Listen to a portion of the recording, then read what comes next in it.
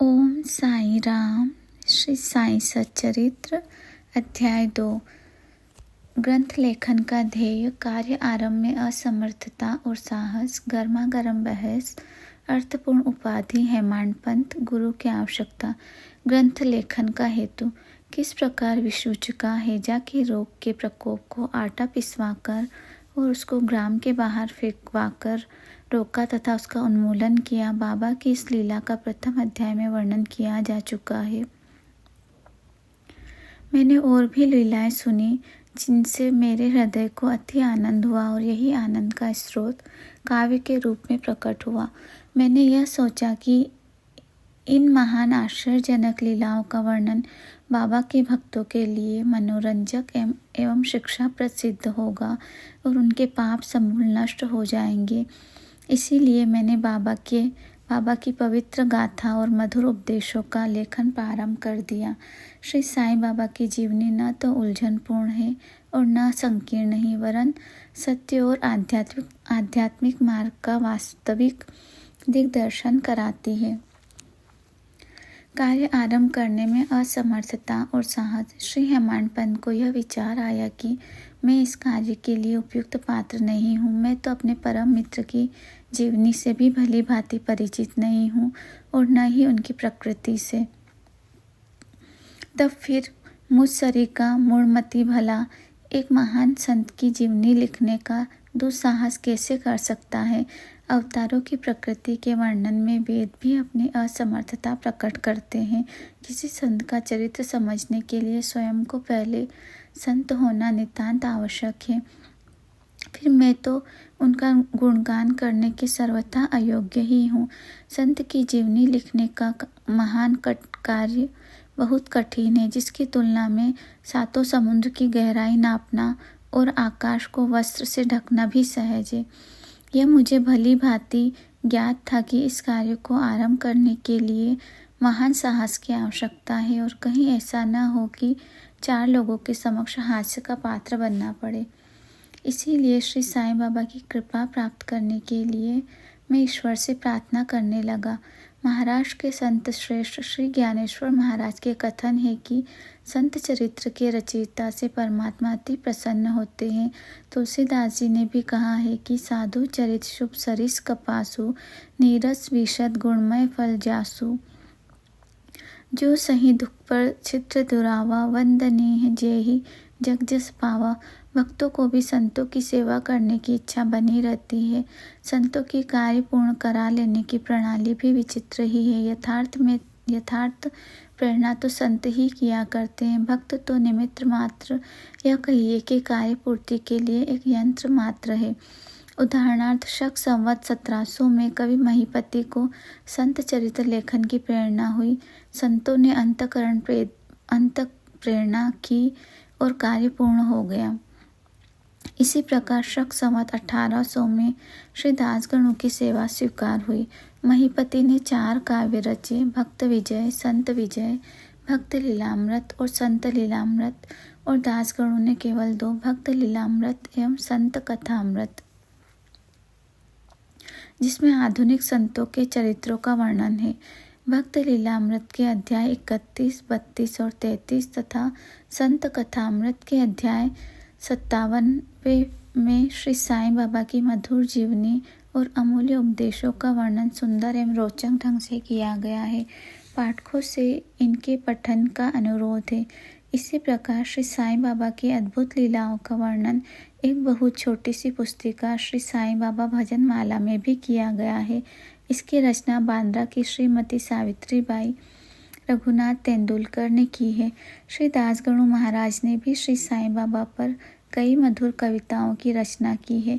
एक और भक्त अमीदास भवानी मेहता ने भी बाबा की कुछ कथाओं को गुजराती में प्रकाशित किया है। साईं प्रभा नामक पत्रिका में भी कुछ लीलाएं शिरडी के दक्षिणा भिक्षा संस्थान द्वारा प्रकाशित की गई है। अब प्रश्न यह उठता है कि जब श्री साईनाथ महाराज के जीवन पर प्रकाश डालने वाला इतना साहित्य उपलब्ध है, तो फिर एक और ग्रंथ श्री साईं सच्चरित्र रचने की आवश्यकता ही कहाँ पैदा होती है।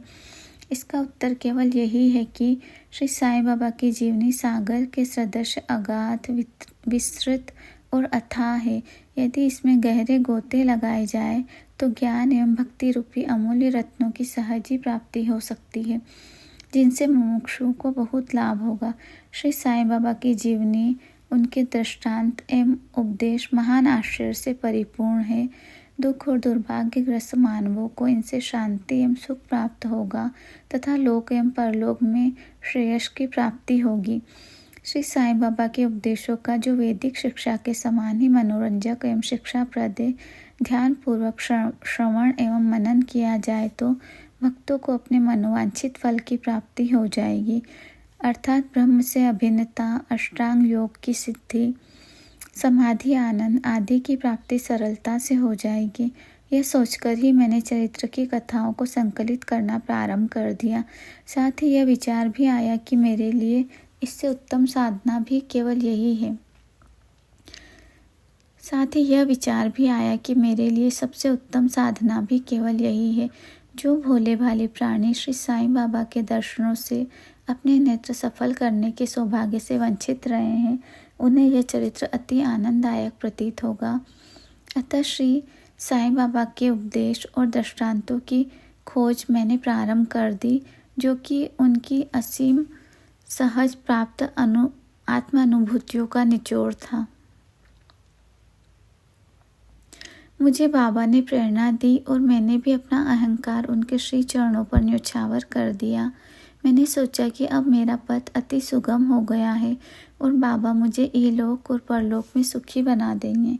मैं स्वयं बाबा की आज्ञा प्राप्त करने का साहस नहीं कर सकता था, अतः मैंने श्री माधवराव उपनाम श्यामा से, जो कि बाबा के अंतरंग भक्तों में से थे, इस हेतु प्रार्थना की।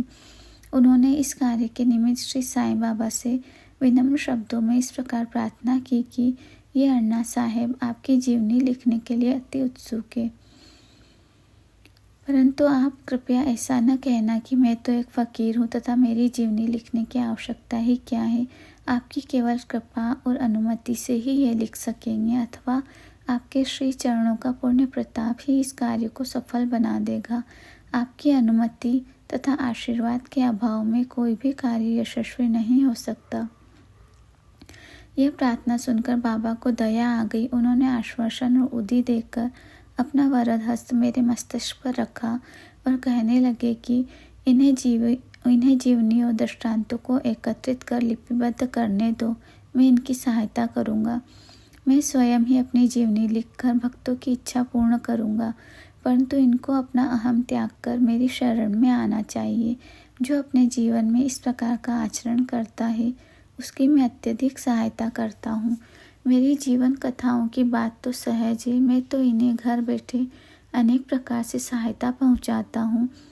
जब इनका अहम पूर्णतः नष्ट हो जाएगा और खोजने पर लेश मात्र भी न मिलेगा, तब मैं इनके अंतःकरण में प्रकट होकर स्वयं ही अपनी जीवनी लिखूंगा। मेरे चरित्र और उपदेशों के श्रवण मात्र से ही भक्तों के हृदय में श्रद्धा जागृत होकर सरलतापूर्वक आत्मानुभूति एवं परम आनंद की प्राप्ति हो जाएगी। ग्रंथ में अपने मत का प्रतिपादन और दूसरों का खंडन तथा अन्य किसी विषय के पक्ष या विपक्ष में व्यर्थ के वाद विवाद की कुचेष्टा नहीं होना चाहिए। श्री सद्गुरु साई नाथार्पणमस्तु। शुभम भवतु। ओम साई राम।